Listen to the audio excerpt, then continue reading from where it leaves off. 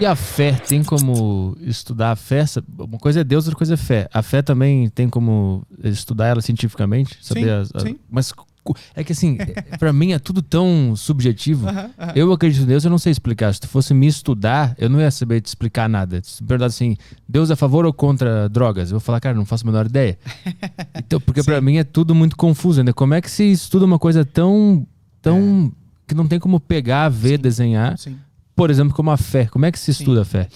A gente tem que operacionalizar isso nos nossos instrumentos de coleta de dados. A gente tem que falar assim, olha, o que eu vou chamar de fé no meu estudo vai ser a concordância da pessoa com essa afirmação aqui, ó, ou com um conjunto de afirmações. Eu vou te dar o exemplo do meu instrumento que eu desenvolvi no doutorado, que é uma escala de crenças em seres espirituais.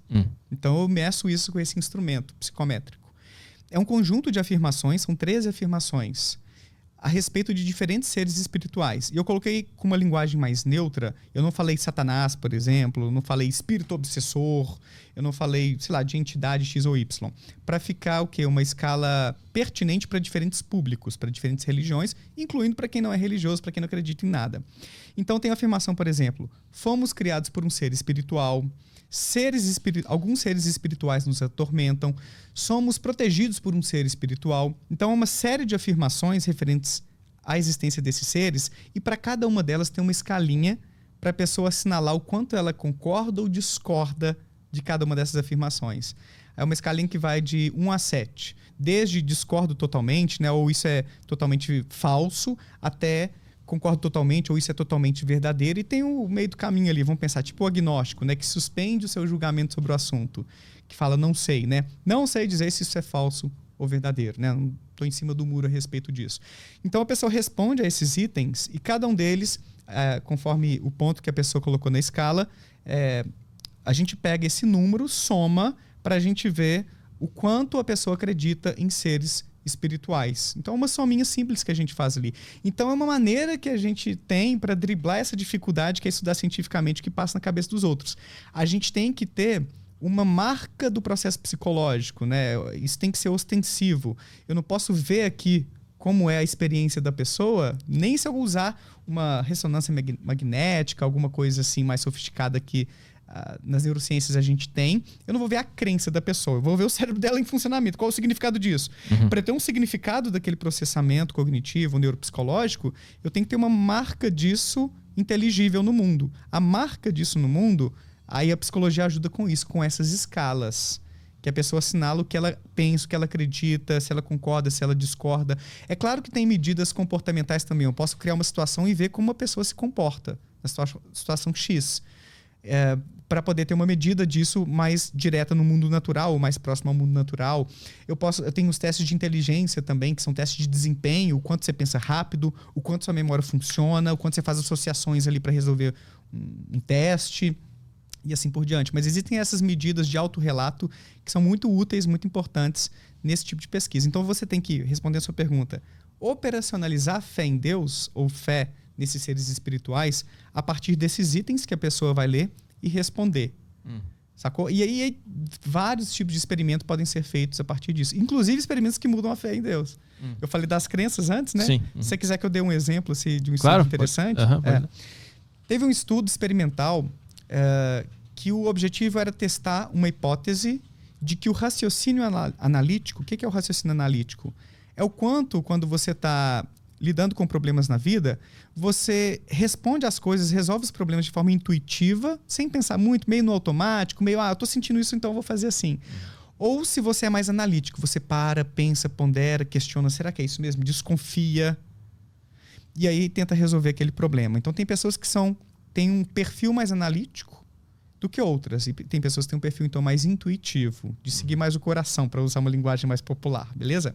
Então uma hipótese é a de que a crença em Deus, entre outros fatores, tá? Porque ela é um fenômeno psicológico multideterminado, porque a gente acredita em Deus. Depois eu posso te contar os outros mecanismos por trás do desenvolvimento da crença em Deus.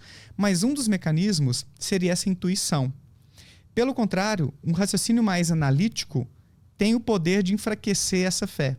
Porque se você começa a questionar demais, mano, chega uma hora que você pode ver várias falhas, vários furos aí nesse tipo de crença do ponto de vista racional, e começar a abandonar um pouquinho aí essa forma de pensar, né? De ter fé em Deus.